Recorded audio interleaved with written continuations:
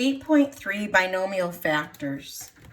When you multiply two similar binomials, you get a trinomial, except for the special case of the difference of two squares, which we originally seen in example 8.4, which gives you a binomial. To factor the difference of two squares or a trinomial, you need to do the reverse of the FOIL method. I like to call it the unFOIL method. This is done by trying different pairs of binomials which contain possible factors until the correct combination is obtained. We're going to start off in example 8.15 on page 208. It plainly says difference of two squares.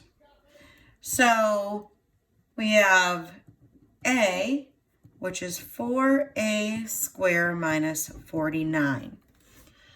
So when we're looking for the difference of two squares, what we want to do is see two perfect squares and a subtraction sign. So it'd be the difference of two squares.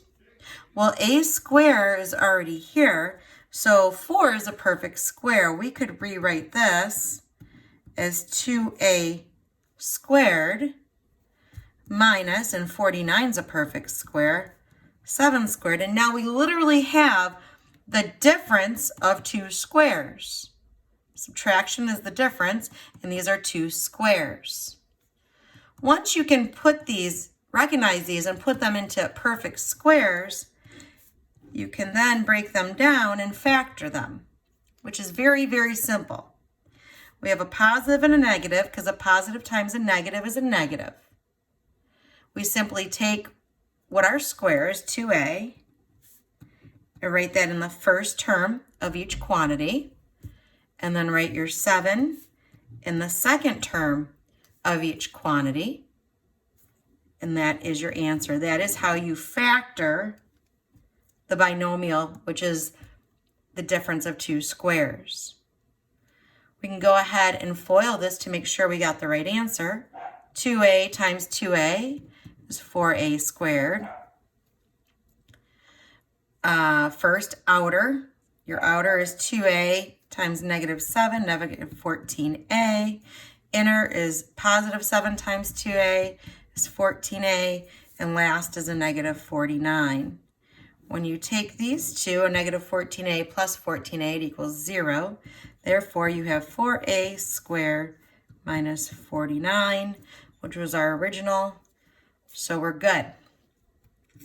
We're going to try B now, which is 25 p sub 1 squared minus 36 p sub 2 squared. It is important to remember that p sub 1 is a completely different unknown or variable than p sub 2.